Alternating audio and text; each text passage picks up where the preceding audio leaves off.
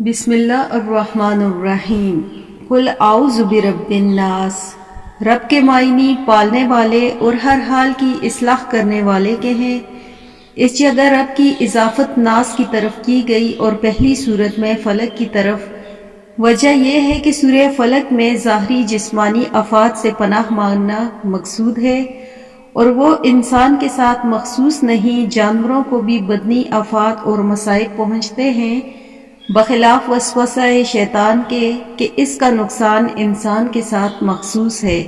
اور جنات میں بھی اس میں تبن شامل ہے، اس لیے یہاں رب کی اضافت ناس کی طرف کی گئی ہے۔ مالک الناس یعنی لوگوں کا بادشاہ، الہ الناس لوگوں کا معبود۔ ان دو صفتوں کا اضافہ اس لیے کیا گیا کہ لفظ رب جب کسی خاص چیز کی طرف منسوب ہو تو اللہ تعالیٰ کے سوا بھی دوسروں کے لیے بولا جاتا ہے، جیسے رب الدار گھر کے مالک کو رب المال مالک کے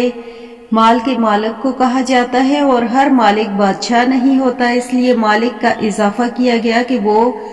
رب یعنی مالک بھی ہے اور مالک یعنی بادشاہ بھی ہے۔ پھر ہر بادشاہ معبود نہیں ہوتا، اس لیے تیسری صفت ذکر فرمائی الہ الناس۔ ان تین صفتوں کو جمع کرنے میں حکمت یہ ہے کہ ان میں سے ہر صفت حفاظت کی داعی ہے،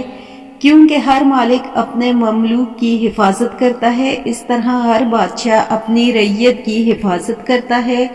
اور معبود کا اپنے عابد کے لیے محافظ ہونا تو سب سے اظہر ہے۔ یہ تینوں صفتیں صرف حق تعالیٰ میں جمع ہیں، اس کے سوا کوئی ان صفتوں کا جامعہ نہیں، اس لیے ان کی پناہ حاصل کرنا سب سے بڑی پناہ ہے، اور اللہ تعالیٰ سے ان تین صفتوں کے ساتھ پناہ مانگنا دعا کی قبولیت کے لیے اقرب ہے کہ یا اللہ آپ ہی ان صفات کی جامع ہیں اور ہم صرف آپ ہی سے پناہ مانگتے ہیں۔ یہاں جب کہ رب الناس آ چکا تو بظاہر تقاضا مقام کا یہ تھا کہ آگے اس کی طرف ضمیریں راجع کرنے سے کام لیا جاتا،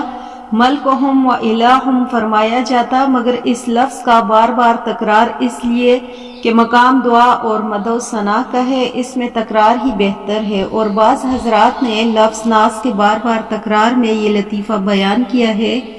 کہ اس صورت میں یہ لفظ 5 مرتبہ آیا ہے۔ پہلے لفظ ناس سے مراد بچے ہیں، اور لفظ رب اور ربوبیت اس کا قرینہ ہے، کیونکہ پرورش کی حاجت سب سے زیادہ بچوں کو ہوتی ہے،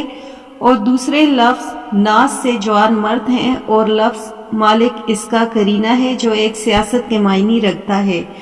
وہ جوانوں کے مناسب ہے، اور تیسرے لفظ ناس سے مراد بوڑھا ہے جو دنیا سے منقطع ہو کر عبادت میں مشغول ہوتا ہے،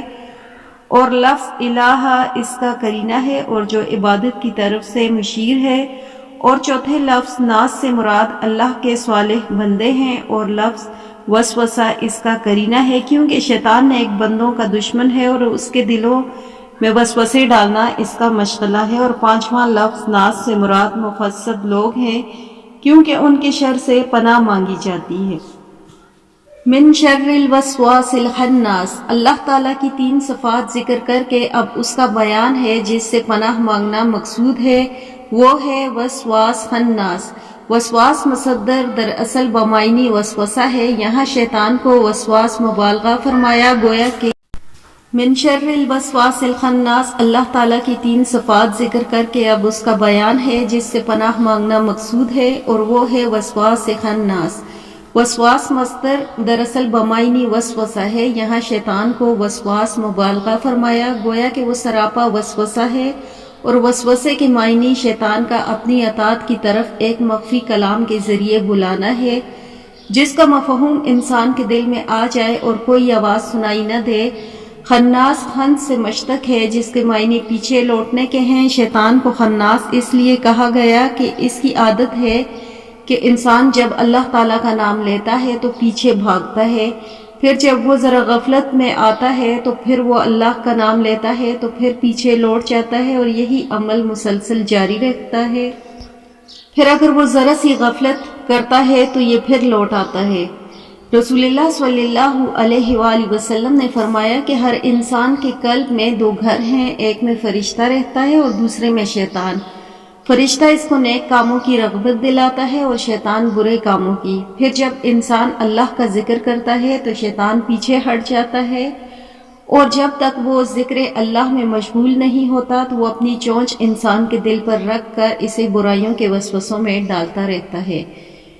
پھر من الجنت والناس، یہ بیان ہے کہ وسواس کا یعنی وسوسے ڈالنے والے جنات میں سے ہوتے ہیں اور انسان میں سے بھی۔ تو حاصل اس کا یہ ہوا کہ اللہ تعالیٰ نے اپنے رسول کو اس طرح کی تلقین فرمائی کہ اللہ سے پناہ مانگے جنات شیاطین کے شر سے بھی اور انسانی شیاطین کے شر سے بھی۔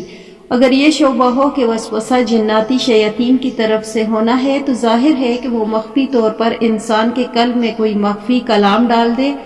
مگر انسانی شیاطین تو کھلم کھلا سامنے آ کر بات کرتے ہیں، ان کا وسوسے سے کیا تعلق؟ تو جواب یہ ہے کہ انسانی شیاطین بھی اکثر ایسی باتیں کسی نہ کسی کے سامنے کرتے ہیں جس سے اس کے دل میں کسی معاملے کے متعلق ایسے شکوک و شبہات